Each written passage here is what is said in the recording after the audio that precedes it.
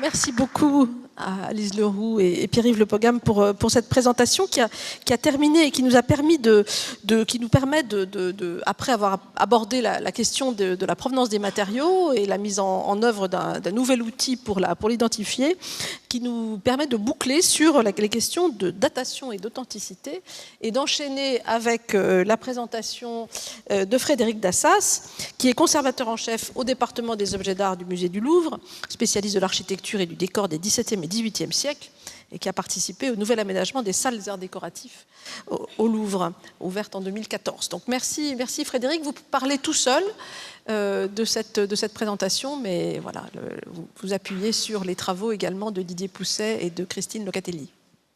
Oui, je regrette vivement l'absence de Didier Pousset qui n'a pas pu venir aujourd'hui. Donc la présentation que je vais vous faire sera un peu moins scientifique, un peu moins technique, un peu plus historique que nous l'avions prévu, mais je pense qu'elle permettra quand même de répondre à la question posée. Le projet de recherche sur le mobilier Boulle a été initié avec comme objectif final la publication d'un catalogue consacré à cette partie de la collection.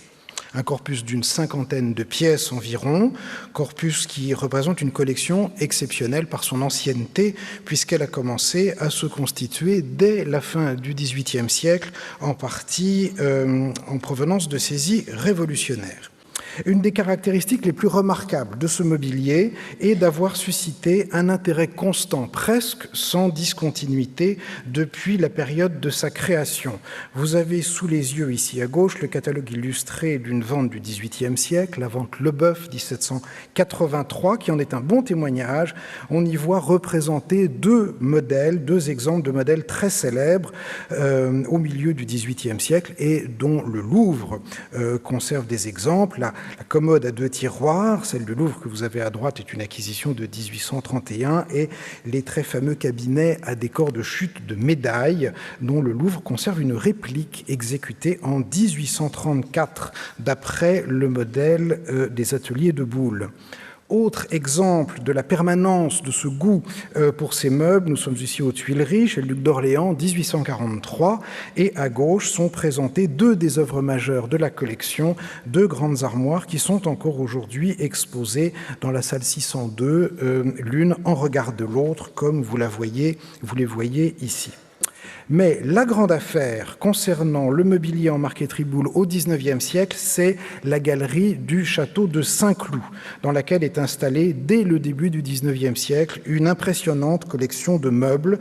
Vous les voyez ici à gauche, ils sont disposés dans les entrefenêtres, les paires se faisant face et tous les meubles s'alignant à la même hauteur.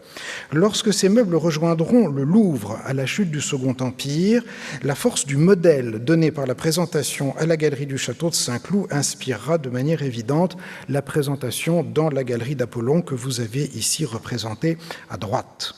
Alors pour créer ce décor, il avait fallu intervenir sur les meubles, procéder à la séparation des piétements et des cabinets, à la fabrication de socles sur des modèles inspirés du XVIIIe siècle, à leur rehaussement pour arriver à la hauteur velue et homogène, et à l'ajout de marbre sur les dessus. Et là, vous avez l'exemple d'un des cabinets à la figure de Louis XIV, tels qu'ils étaient illustrés en 1888 à gauche, donc composant deux meubles d'appui, et tels qu'ils sont désormais à droite, conformément à leur disposition originale. Ici, un piétement photographié dans la galerie d'Apollon, transformé en console surmontée d'un marbre et servant à la présentation d'un vase. Dans le cas des bibliothèques, un surhaussement avait également été nécessaire, mais comme elles étaient à l'origine de hauteurs différentes, la hauteur de cet ajout diffère selon les cas. Ici, les socles sont homogènes avec les meubles et seule la plainte de rehaussement est un ajout postérieur. Très rapidement, la récurrence des problématiques de restauration, de transformation, de remploi, de réplique a rendu évident le fait que la question de la datation de ce mobilier soulevait encore de nombreuses difficultés et que pour résoudre ces difficultés, l'étude des matériaux devait occuper une place fondamentale de notre travail, qu'il s'agisse de questions d'origine des matériaux, d'ancienneté, de composition ou de mise en œuvre, tout étant susceptible d'informer ce questionnement central relatif à la datation.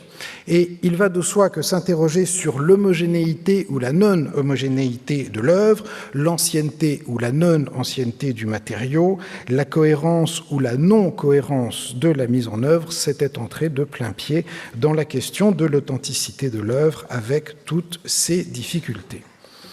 Du côté de la mise en œuvre, il a d'abord été conduit un travail d'analyse des bâtis grâce à l'aide de l'atelier d'ébénisterie du C2RMF, en particulier de Frédéric Leblanc et Marc-André Paulin.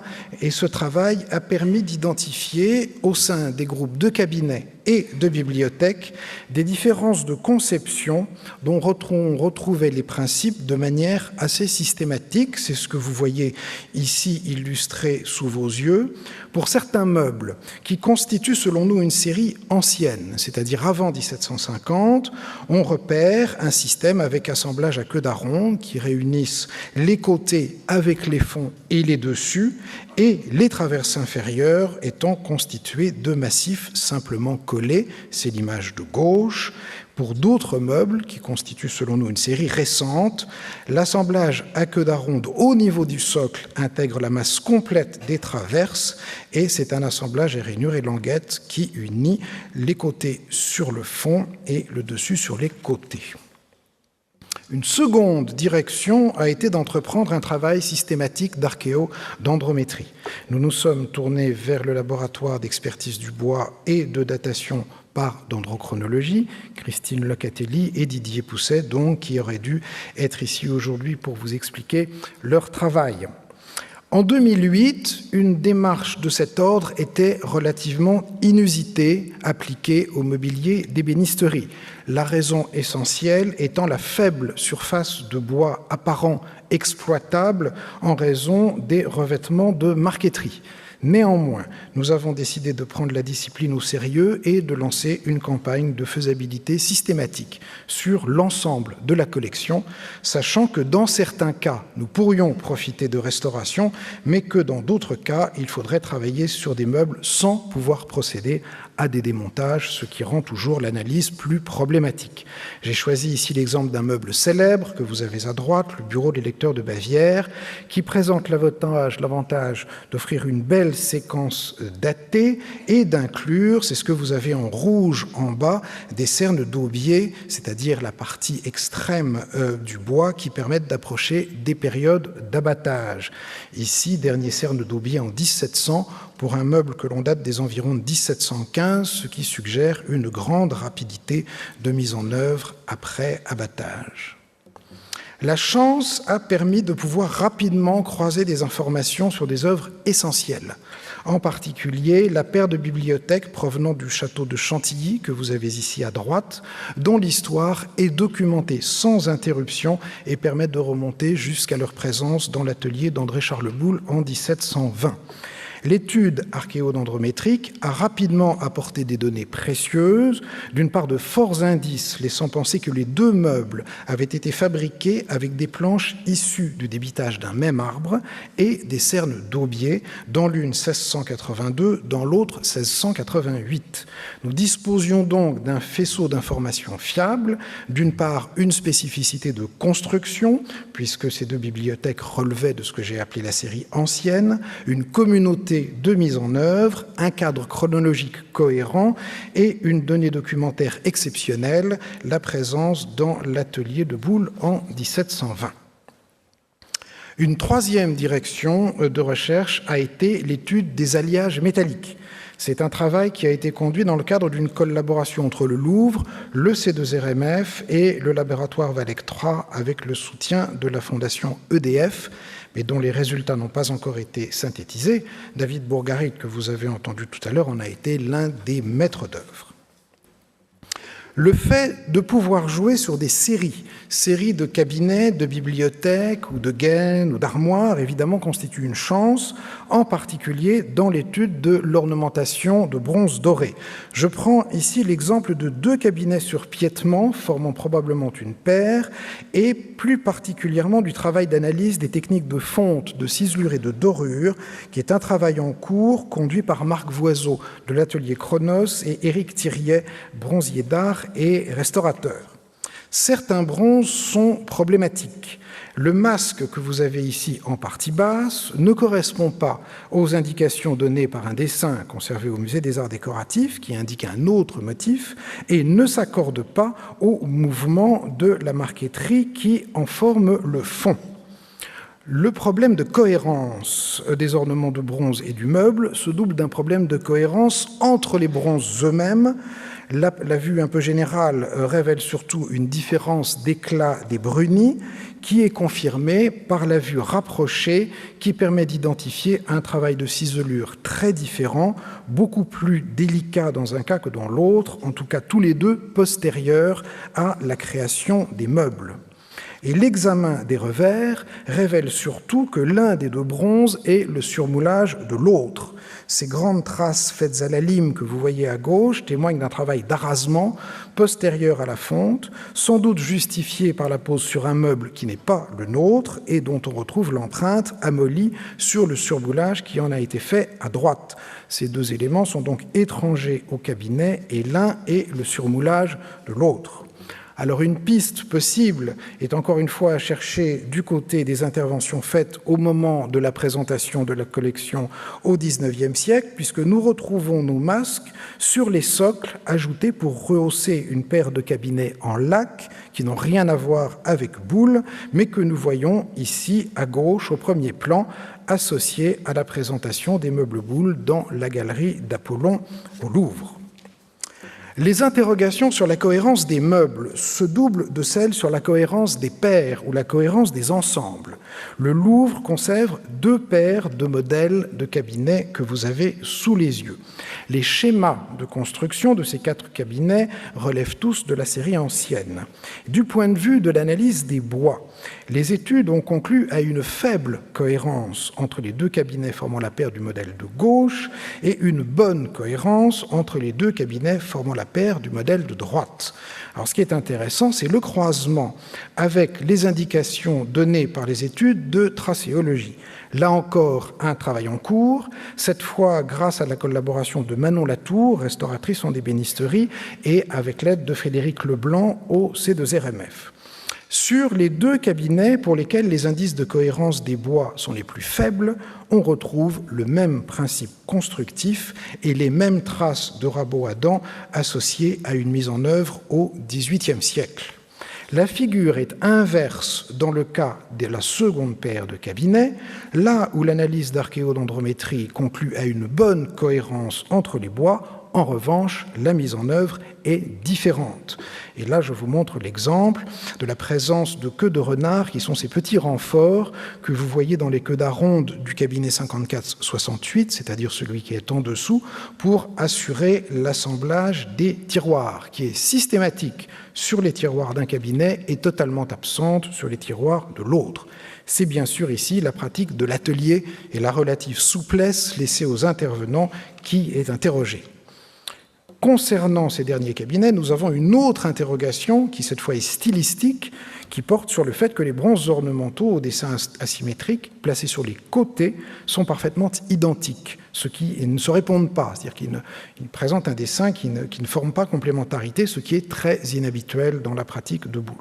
Alors, face à des observations et à des doutes de ce genre, l'apport de l'analyse d'archéodendrométrie, indépendamment de toute question de datation, revêt une importance particulière, puisqu'il est un puissant argument en faveur de la cohérence de ces ensembles. Et je terminerai avec un dernier exemple. Pour revenir à notre questionnement initial, ce sont évidemment à l'arrivée les datations et donc inévitablement les cadres d'attribution qui sont remis en cause. Les cabinets du Louvre que vous avez ici à gauche sont les 2 seuls connus de ce modèle présentés encore avec leur piétement. Mais il en existe un 3e, que vous voyez au milieu, conservé au Victorian Albert Museum à Londres, dépourvu de son piétement, portant l'estampille d'Adam Westphaler et qui est manifestement une transformation en meuble bas d'une partie supérieure de cabinet similaire au nôtre. Enfin, à droite, un autre cabinet conservé au Louvre, traditionnellement daté de la période de Louis XIV, construit sur un schéma d'ensemble exactement identique au précédent et traditionnellement considéré comme relevant du même cas de figure, une transformation en bleu bas d'une partie supérieure de cabinet. Je vous montre ici les détails des deux figures de vent qui ornent les façades des deux cabinets du Louvre. Le modèle est proche mais pas identique. Le traitement des chairs, en revanche, est radicalement différent, très large dans un cas, extrêmement soigné mais beaucoup plus uniforme dans le cas du second et surtout très typique de la seconde moitié du XVIIIe siècle. La différence dans le travail de ciselure, très apparente sur cette comparaison entre les deux cabinets, s'est retrouvée à tous les stades de l'étude. Ces deux cabinets ne relèvent pas de la même série constructive et ne partagent pas les mêmes caractéristiques dendrométriques. Pour toutes ces raisons, il nous est apparu que la datation traditionnelle au début du XVIIIe siècle du cabinet bas de droite ne pouvait pas être soutenue. Nous avons donc très probablement à gauche un meuble datant essentiellement de la fin du XVIIe siècle, transformé au cours du second quart du XIXe siècle et dont une partie de l'ornementation a été changée. Et à droite, un meuble plus récent de plusieurs décennies, répliquant un modèle antérieur, intégrant peut-être quelques éléments plus anciens, mais cela, ça reste à prouver, et transformé ensuite au XIXe siècle. Par ailleurs, la similarité des cas de figure a conduit à appliquer les mêmes conclusions à partir des mêmes observations à la série des bibliothèques, dont 4 ont repassé la frontière des années 1750. Ce sont donc au total 12 œuvres pour lesquelles l'étude de matériaux, entre autres, a permis de reprendre à nouveau frais les questions de datation. Et pour 6 d'entre elles, les datations traditionnelles ont dû être abandonnées. Alors, ces meubles sont-ils authentiques? J'aurais tendance à répondre parfaitement authentiques, dans la mesure où ils sont parfaitement eux-mêmes, et la question est peut-être moins celle de leur authenticité que notre capacité à en déchiffrer les méandres. Mais au-delà des questions de datation et d'authenticité, ce que nous souhaitions surtout mettre en valeur, Didier Pousset et moi, c'est l'émergence en quelques années de tout un ensemble de ressources méthodologiques nouvelles, encore en partie en gestation, dans un domaine probablement très riche de découvertes à venir. Et mon dernier mot sera pour remercier les personnes qui nous apportent leur concours dans ce travail, nos mécènes tout d'abord, nos collègues du C2RMF qui en sont partie prenante depuis maintenant 10 ans, et les chercheurs indépendants et collaborateurs extérieurs qui nous font partager leur expertise ô combien précieuse. Je vous remercie.